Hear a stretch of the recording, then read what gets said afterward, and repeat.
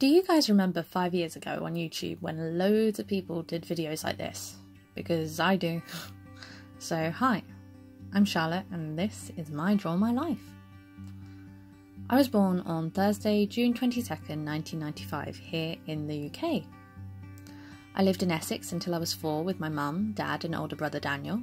Then, when my mum found out that she'd be having another spawn, we packed our bags and moved to Ilfracombe in North Devon, and that's when my little brother Josh was born.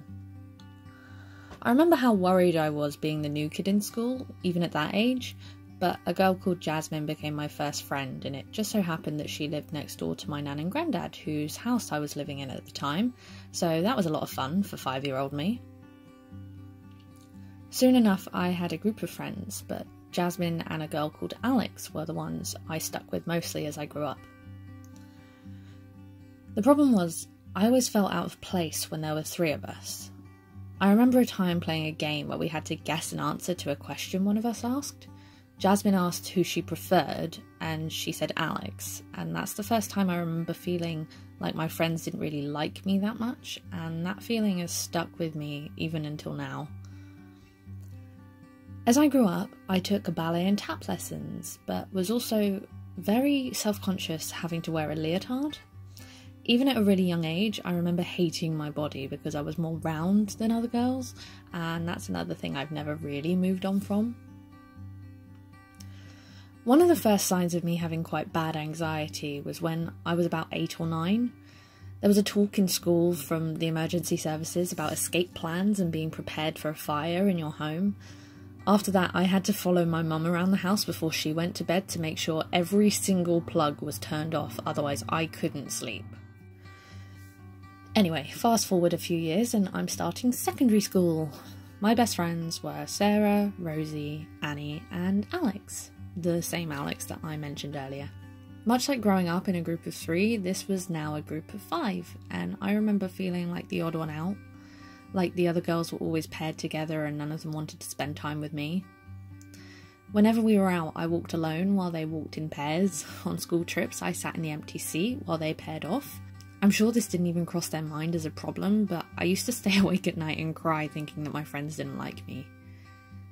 It also didn't help that I wasn't into the same things as them. I had a big obsession with Disney Channel, and we were at that age where it was seen as childish, but I didn't care, and I was kind of picked on for that as well. Then I experienced the first death in my family. My dad's dad, who we called Zayda, died when I was 12. That's when I started talking to people online, and eventually I had 2 lives. One in real life and one online. I made so many good friends online that I still speak to today, but my friends at school didn't really understand and thought I was weird. I wanted to go home after school and talk to my other friends, but because I didn't want to hang out with my school friends, a lot of them started calling me boring and antisocial. I didn't understand back then that this was my social anxiety in action, neither did they. I believed them, and I hate being called boring and antisocial even today. Eventually my friends stopped inviting me to hang out, and that made me feel worse. I never said yes when they did, but I wanted the invite. I wanted to feel acknowledged, like they cared, and eventually I felt so isolated I was convinced that no one in school actually liked me, which of course wasn't actually the case. All this was happening right during puberty, and not only was I dealing with crippling anxiety, but not knowing what it was, while thinking everyone hated me, I was also dealing with school and crushes. All my friends growing up were so pretty, and since before I could remember, I thought I was like fat and ugly. Seriously, I wore my school jumper when it was the summer because it was baggy and covered my stomach, and I was sweating. I didn't think anyone could like me, but I fell hard for boys a lot of the time and really quickly. Then the first boyfriend came along. He was a boy called Harry. He seemed really confident, but he was nerdy, and that seemed like a decent fit for 14-year-old me. Our first kiss was at school in front of all of our friends. He sort of came at me with his mouth open, and it was really humiliating. Also, hi Harry, if you're watching this, I apologise for bringing up a horrific first kiss, but hey ho. During all this, I was dealing with a lot of family drama as well. My parents weren't happy and argued a lot. I remember sitting with my brothers and listening to them scream at each other. My mum ended up leaving my dad because they weren't happy and she'd fallen for someone else. So I was living with my mum, her new boyfriend, and my brothers, and seeing my dad a couple of times a week. It was weird and kind of sad to start with, but I'm glad it happened. My mum and my dad are both happier now because of it. About a year after this, I got my second boyfriend. His name was Jacob, and I had had an all-consuming crush on him for months before he asked me out. It was like I was dreaming when he did. For 2 weeks, that is. He sent me a text during school breaking up with me. He didn't even have the decency to break up with me in person. It was the first real heartbreak I think I'd ever felt. And Jacob, if you're watching this, I still really don't like you for that. I hold grudges, I can't help it. This had a really bad impact on my mentality. When I got my next boyfriend, I wouldn't let him text me first because every time his name flashed up on my screen, I would panic. Just before I started year 11, my mum told me that we'd be moving away up north at the end of the school year. I really hated that, but my now stepdad convinced her to let me make my own decision. Move with my mum, stepdad and little brother, or stay at home with my dad and my older brother. And I am honestly really thankful for him letting me make that decision. I stayed with my dad, and before I knew it, my mum and brother were gone. Then came the dreaded A-levels. As sixth form started, I became friends again with people I hadn't really been that close with through the rest of secondary school. I was friends with Jasmine again, and other friends I knew from primary school who I'd lost touch with since I wasn't in their classes growing up. Sixth form was a great time for me. I loved being around friends, and I was making friends with people from school I hadn't really talked to before. I was also in my school choir, so I got to do a bunch of singing and performances, and then I was in my school musical, and I was enjoying the subjects that I was studying. Life was good. Then 2012 hit, and in that year I lost my nan, my granddad, my great auntie and my great uncle. I went to a lot of funerals that year and felt sad a lot of the time. After this, I fell for someone again. Crushes were awful for me growing up. They were all I ever thought about, and this time it was a boy called Elliot. He'd grown up being friends with my old friends, and through them I got to know him. He was super nerdy and quiet, but he was funny, and I didn't talk to him much, but I saw something kind of special in him. After about 3 months of obsessing, Valentine's Day came around, and I wrote a text to him telling him how I felt. I didn't send it though. I thought I'd deleted it, but instead I saved it as a draft, and I'm sure you can see where this is going. 24 hours later, I'm sitting in school, and he's just a few feet away from me, and I accidentally press send! Fuck! I literally grabbed my bag and left school and walked home feeling humiliated, especially since he didn't reply. Anyway, he eventually told me that he didn't know what to say, and I decided it was time to move on. Or so I thought. 4 months go by and we're back to being normal friends after a couple of awkward weeks of not talking or being around each other, and I get a text from him, this time telling me he liked me.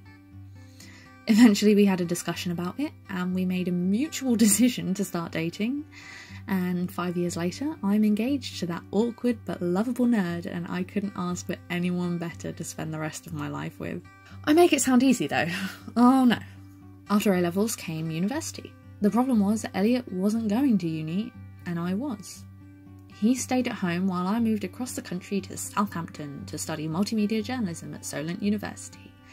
And Alex, the girl I mentioned before, who's been my friend since we were like 6, she moved with me. Now, in the UK, being a student and getting drunk pretty much go hand in hand, but I didn't drink, so I was terrified of moving. I tried going clubbing with my housemates and had the first real panic attacks I think I'd ever had. It was safe to say that I didn't go clubbing again. As I moved to uni, it was just as mental health awareness really started kicking off online, and after a while of staying hidden away in my room, only leaving to go to lectures or to go to town on my own, I realised that I actually had social anxiety. Now bear in mind that this was when I was about 19, and I'd been feeling anxious since I was about 5. That's 14 years that it took me to realise I actually had a mental health disorder. Uni was good once people stopped questioning why I didn't go out and started accepting who I was, and some of the people that I met on that very first week, like my friend Lex or Charlotte or Becca, are some of my best friends now. My degree went great, my relationship was strong still, even after dealing with 3 years of long distance, and I loved my course mates and my housemates more than anything, but I missed Elliot and I didn't really have any idea where to go from there. When I graduated last year, the summer of 2017, I went back home. I spent loads of time with Elliot and it was great, but a first-class degree meant nothing if I didn't have a job at the end of it. That's when it really started. I kept sinking into feeling worse and worse. I'd spent 3 years being independent and now I'd moved back home and it was like I'd never even left, except I had. All my friends were across the country. I felt so lonely and so pointless that I didn't see the point in even existing. Why had I worked so hard for 3 years to go back to where I started in the first place? After talking with my dad and Elliot and my friends Josh and Lex from uni a lot about the situation, I decided to go back and now I'm doing a master's degree. The problem then, though? I was back at uni and hardly any of my friends were, and I was away from Elliot yet again. During the summer, it seemed like such a good idea. Then it happened and it just wasn't. I started distancing myself from Elliot. I started losing faith in myself because I couldn't get a job. I felt lonelier than I ever had before because the only friend I felt like I had around me was my friend Josh, and I was forcing my friendship on him like a thorn in his side. So much so that we're not really even friends anymore because I put too much pressure on him to be there for me, and he was, but then I lost him. It got so bad that after every day I spent at uni, I'd spend maybe an hour or two crying to Josh about how helpless I felt. He knew there was something wrong with me. Eventually he, Elliot, my lecturers and other friends were all telling me that I should go to the doctor, and so I did. Now here I am, 7 months into being on antidepressants. I've been through a few weeks of counselling, started meditating, joined a musical theatre group to get back into performing, and I'm actually hanging in there. I still worry a lot. I still hate the way I look sometimes, but I'm getting there. I know there are people out there that care about me and love me, and I know that I have friends who do like me and aren't just putting up with me, even if I don't talk to them all day, every day anymore. So, to all my friends, and yes, I'm going to name as many as possible, Elliot, Becca, Lex, Alex, Ellie, David, Brad, Pete, Matt, Josh, Jamie, and all my internet friends, Vicky, Katie, Sarah, Clara, Zoe, Parker, Steph, Maddie, Sin, and anyone else. Thank you so much for being there for me and making me feel like, hey, maybe people don't necessarily hate me after all. And to anyone who watches my content, thank you. These videos I make every week are a way for me to talk with no filter and be personal, and to know that I've helped anyone out there with their journey on antidepressants really warms my heart. So yeah, that's me. I'll see you guys next week, and thank you for watching.